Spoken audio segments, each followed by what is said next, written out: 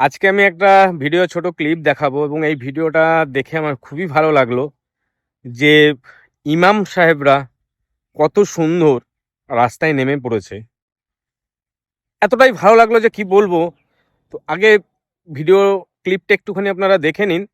কোরবানির ঈদে গোহত্যা করা চলছে না, চলবে না। কোনোভাবে সরকারি আইনের খেলাপ কাজ করা যাচ্ছে না, যাবে না। ভারতীয় গণতান্ত্রিকতার সুমহান ঐতিহ্য বজায় রাখতে হবে।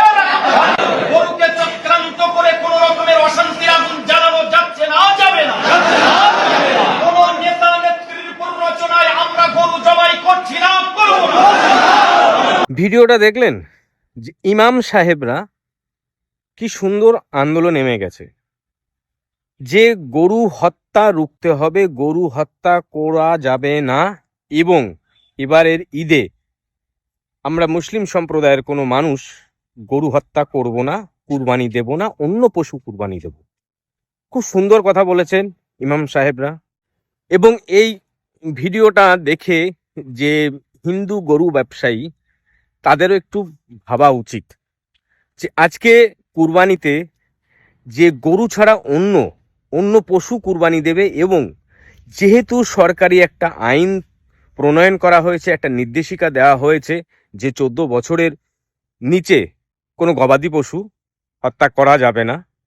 যদি হত্যা করতে হয় 14 বছরের ওপরে সেটা গরুর মালিক ভেটেরিনারি ডাক্তারের কাছ থেকে একটা সার্টিফিকেট নেবে যেই গরুটা আর কাজে লাগছে না, একে হত্যা করতে পারমিশন দেওয়া হোক এবং সেই সার্টিফিকেটটা নিয়ে পৌরসভা কিংবা পঞ্চায়েতে গিয়ে গভর্নমেন্টের কসাইখানায় সেটাকে জবাই করা যাবে।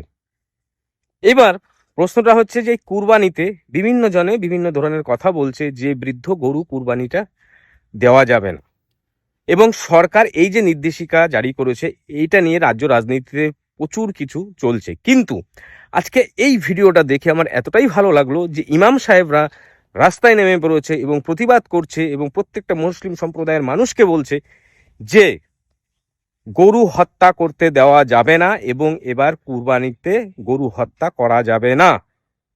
আর সরকারের যে নির্দেশিকা, যে গণতান্ত্রিক পদ্ধতিতে সেই নির্দেশিকা আমরা মেনে চলবো। সাবাস, অসাধারণ অসাধারণ বলেছেন ইমাম সাহেব। আপনাকে অসংখ্য অসংখ্য ধন্যবাদ। মানে আমি কি বলে আপনাকে ধন্যবাদ জানাবো। সত্যি থ্যাংক গডস, খুব ভালো লাগলো। ভালো থাকবেন সকলে, সুস্থ থাকবেন।